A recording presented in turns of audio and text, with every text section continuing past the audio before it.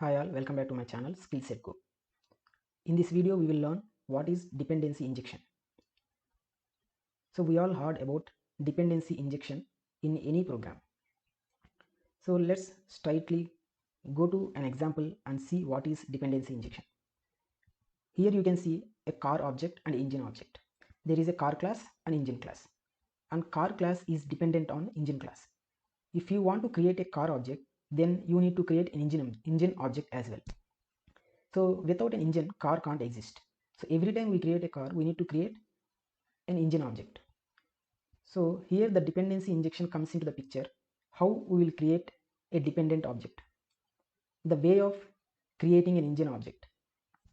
So let's see the typical way of creating a car object with engine object without dependency injection. Let's create a engine class.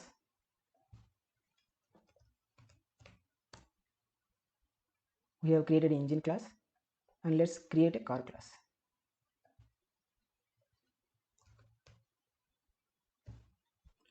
So car is dependent on engine class. It means car has an engine object. The typical way of creating an engine is directly creating an engine inside a car with using engine constructor.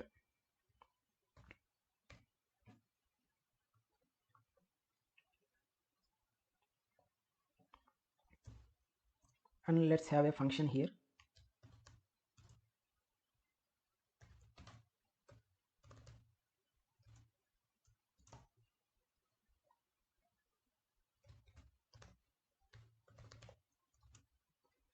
Let's create a start function in engine as well.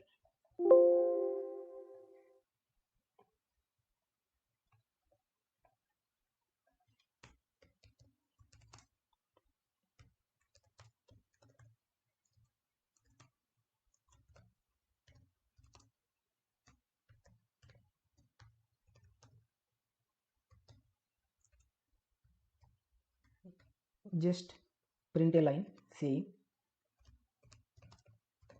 engine started.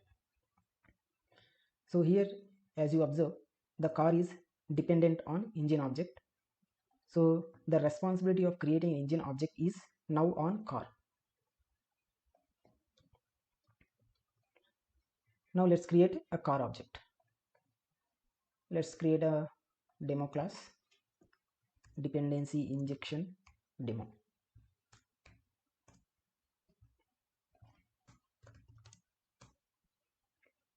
Here we can create directly a car object, car equal to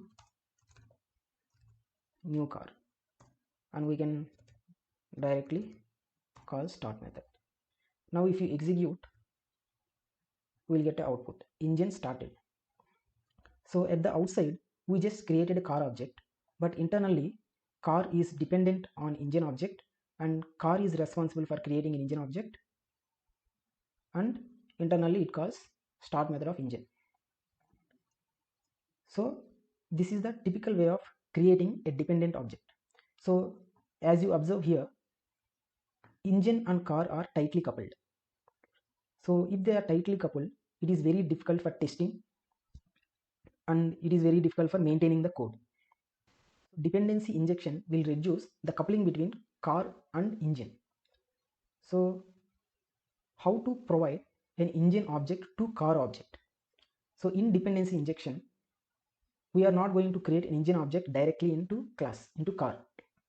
We are creating an object of engine outside, and we are providing object to car class.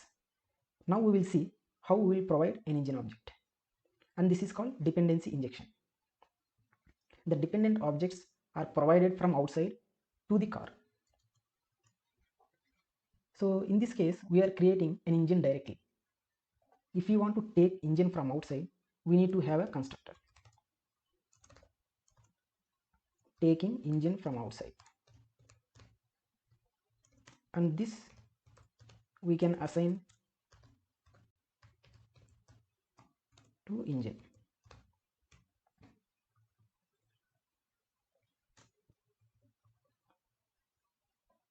So here we are not creating an engine object directly. We are reducing the coupling, the tight coupling between car and engine. We are providing an engine object from outside. And now let's create car object. So here we will create an engine object first,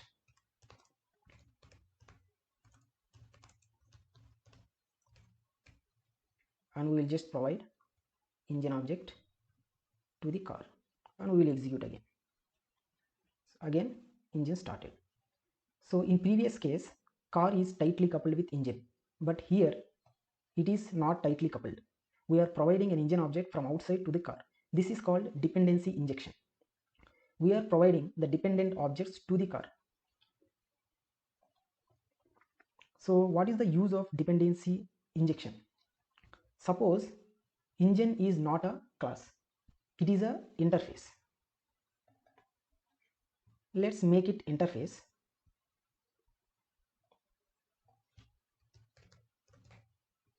Interface engine, and let's say it have a method, and let's create an implemented objects, implementing classes for this. Let's create a class which is petrol engine, which implements engine, and we have to implement inherited object engine start. We have to implement start method. Let's print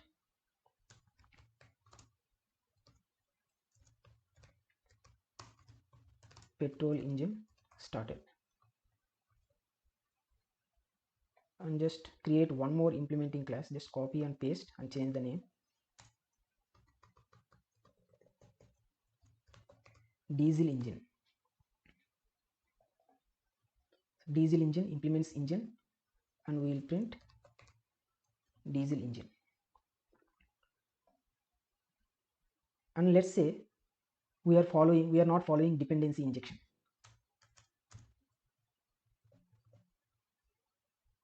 Now,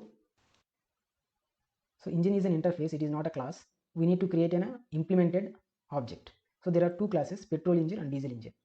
If we are not following dependency injection, we need to create either of the object, either petrol engine or diesel engine. Suppose we create petrol engine.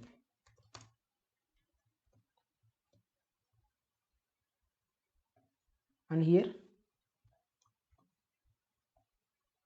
we will follow the old way without dependency injection. If you execute this program, we will see petrol engine started. So what is the problem in this way is, suppose now we have created a car which is having a petrol engine. Suppose if you want to create a car object which is having diesel engine object, then you need to create a new car class which is creating a diesel engine inside. So now we can't use this car class to create a car which is having diesel engine. So this is the main drawback if you are not using dependency injection. Suppose if you are using a dependency injection, we can pass any engine. Let's create a constructor as usual which is taking engine object, and we are assigning this to engine. So in this case, here we will create engine with petrol engine, and we can create a car using petrol engine. So before we couldn't create a car using diesel engine. Now we can easily create a car object with diesel engine. Let's create, now we have created petrol engine. Let's execute. Petrol engine started. Now we can create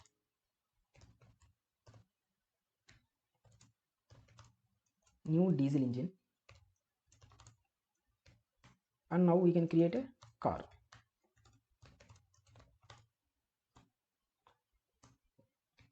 Now we are passing a diesel engine object.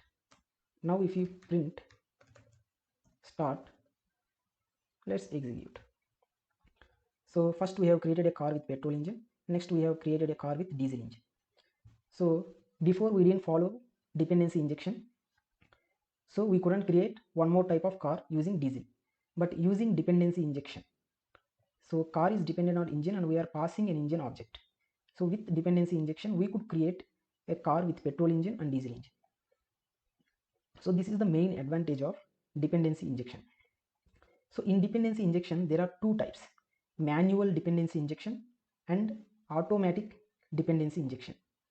Now whatever we did is a manual injection. Here we have created manually petrol engine and we are passing to the car. We have created a diesel engine manually and passing to the car. There is an automatic creation of dependent objects and passing to car. That is called automatic dependency injection. So there is a library DAGGER which automatically injects a dependency objects. So in future videos we will learn what is DAGGER library and how to use it to create automatically dependent objects. So up to now what we did is manual dependency injection, and we will see the DAGGER library in following videos. I hope you like this video and now you know what is the concept of dependency injection. Please share and subscribe these videos on my channel. Thank you for watching.